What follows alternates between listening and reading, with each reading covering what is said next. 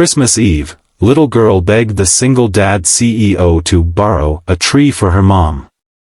Snow fell softly on the Chicago sidewalks, turning the city into a quiet painting of white and gold, but inside Ethan Walker everything felt heavy and unfinished.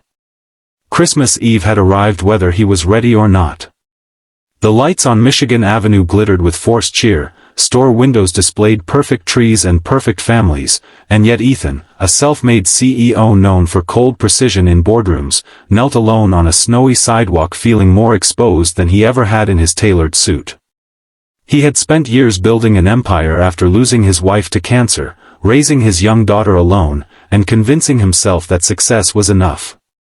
On this night, however, it felt painfully clear that no amount of money could silence the ache of absence that Christmas always brought.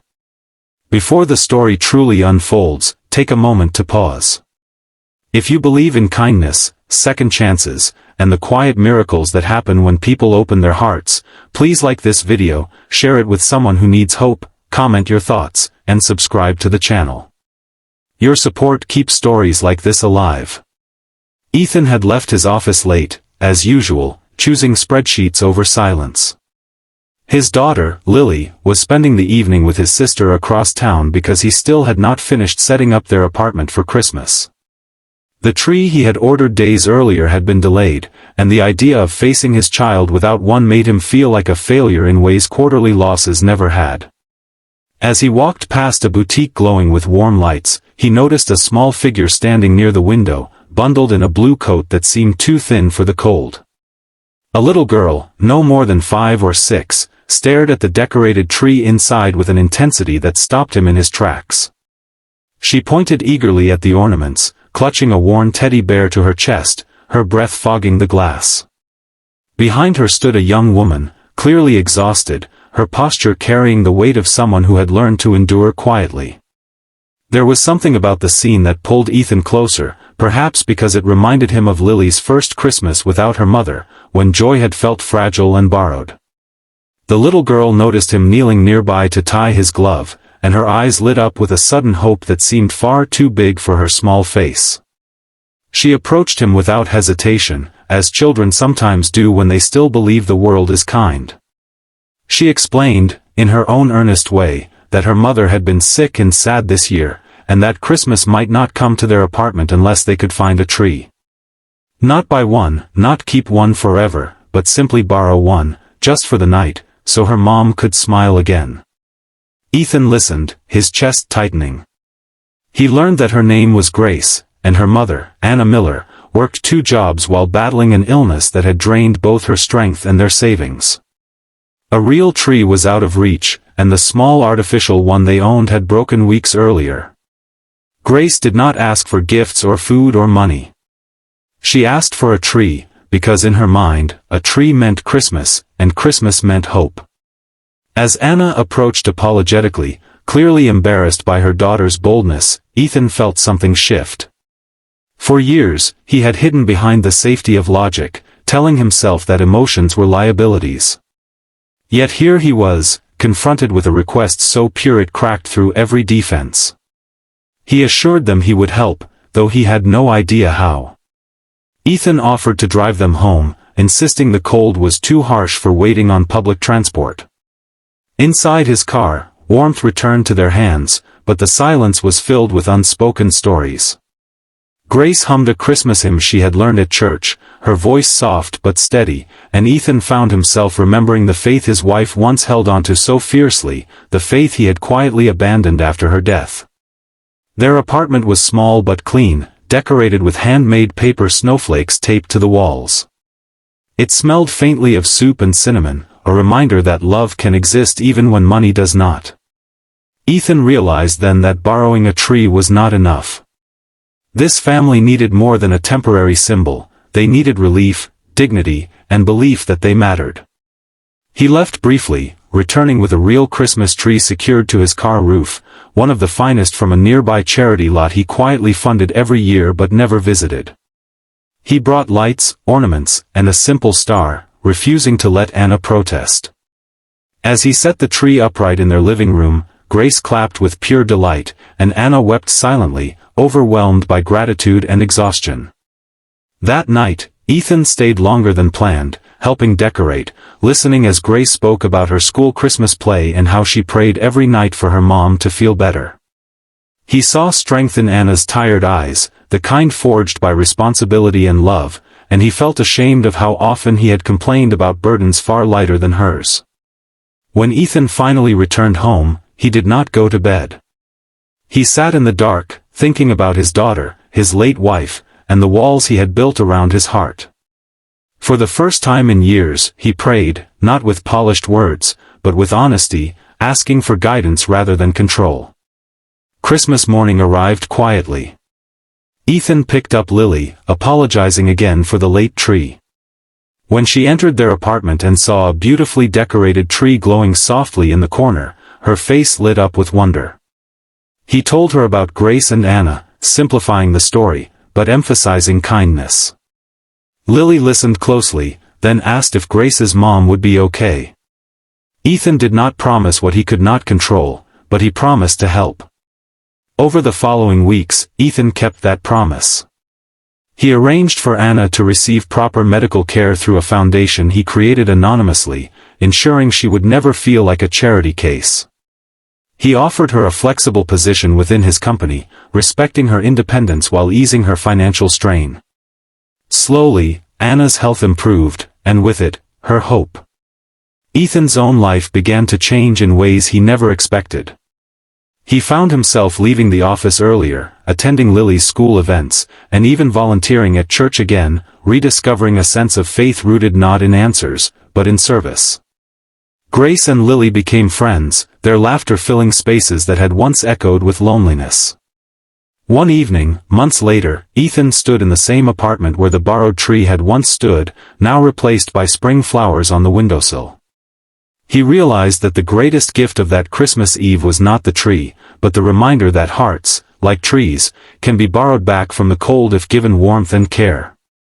As the story comes closer to its end, if this journey of kindness and quiet transformation has touched your heart, please take a moment to like the video, share it with someone who might need hope today, and subscribe for more stories that remind us what truly matters. And before the final moments, we have a special request for you. Please comment below and tell us, do you believe small acts of kindness can change lives, or have you experienced one that changed yours? On the next Christmas Eve, Ethan watched Grace and Lily place ornaments on a tree together, their laughter blending with soft carols playing in the background. Anna stood nearby, healthier, stronger, her eyes shining with gratitude that no words could express. Ethan understood then that while he had once been the one offering help, he had received far more in return. He had found healing, purpose, and a renewed faith in humanity. If this story moved you, if it reminded you of the power of compassion and second chances, please engage with this video. Your support allows stories like this to reach hearts that may be hurting in silence. Sometimes, all it takes to change a life is the courage to stop, listen, and say yes when someone asks to borrow a little hope on a cold Christmas Eve. The year that followed that borrowed Christmas tree did not magically erase every struggle, but it changed the direction of many lives in ways that felt almost sacred. Winter slowly gave way to spring, and with it, Ethan Walker discovered that success no longer felt hollow when it was shared. The penthouse office that once defined him became just a place he worked, not who he was. What mattered more now were the quiet dinners at home with Lily, the way she talked about school projects and friends with a lightness he had not heard in her voice since her mother passed away. Anna Miller's recovery was gradual, uneven, and deeply human.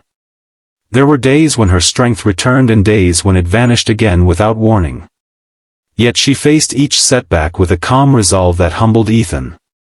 She never asked for more than she was given, never allowed pride to turn into bitterness, and never let Grace see fear in her eyes. Through the foundation Ethan supported, she received consistent treatment, and through her new role at the company, she regained a sense of independence that meant more to her than any check ever could. Grace remained exactly what she had always been, a small light in a world that often felt heavy. She brought drawings to Ethan's office, pictures of people holding hands under stars, trees with oversized ornaments, and hearts drawn bigger than houses. Employees who once whispered about the ice-cold CEO now smiled when Grace ran through the halls, because her presence had softened something in everyone. Ethan noticed it too. Meetings felt less combative, decisions more thoughtful, and success more meaningful. As autumn returned, memories of that first Christmas Eve resurfaced quietly. Decorations appeared in store windows again, and the city lights returned to their familiar glow. Ethan caught himself slowing down instead of rushing past them. He took Lily to choose ornaments, letting her decide without correcting her choices, even when the colors clashed. At home, laughter replaced silence, and grief no longer felt like an open wound, but a scar, still there, but no longer bleeding. Anna and Grace were invited for dinner one evening in early December. It was not framed as charity or obligation, just family sharing a meal. They sat together around a modest table, talking about school, work, and small hopes for the future. Ethan realized something profound in that moment. The borrowed tree had not been a one-night miracle, it had been the beginning of a family formed not by blood, but by choice and compassion. On Christmas Eve, exactly 1 year later, snow fell again, just as softly as before. This time, however, Ethan was not walking alone through the city, weighed down by regret. He stood in his living room watching Lily and Grace decorate the tree together. The ornaments were mismatched, handmade, and imperfect, and yet it was the most beautiful tree he had ever seen. Anna stood beside him, her presence warm and steady, no longer fragile in the way she once had been. Ethan reflected on the man he used to be, the one who believed control was safety and distance was strength. He understood now that love required risk, that kindness demanded vulnerability, and that faith was not about certainty, but about showing up even when outcomes were unclear. He had not saved Anna and Grace. They had saved him, piece by piece, by reminding him that the world could still surprise him with goodness. As midnight approached, the city outside grew quiet. The tree lights reflected in the window, glowing against the dark sky. Ethan felt a peace settle over him, not loud or dramatic, but steady and real. He knew challenges would still come, that life would test them again in ways they could not predict. But he also knew they would not face those moments alone. Christmas morning arrived filled with laughter, simple gifts, and shared prayers. Grace hugged the tree before opening her presents, whispering a thank you that made Anna's eyes fill with tears. Lily watched her father with a knowing smile, sensing the change in him even if she could not fully name it. Ethan caught her gaze and smiled back, silently promising never to let work or fear steal moments like this again. If this continuation of the story has moved you, if it reminded you that compassion can reshape destinies and that even the smallest requests can lead to life-changing outcomes, please take a moment to engage with this video. Like it, share it, and subscribe so more stories of hope can reach hearts that need them. And before we say goodbye, we invite you to comment below and share what this story made you feel. Did it remind you of someone, or inspire you to act with kindness this season?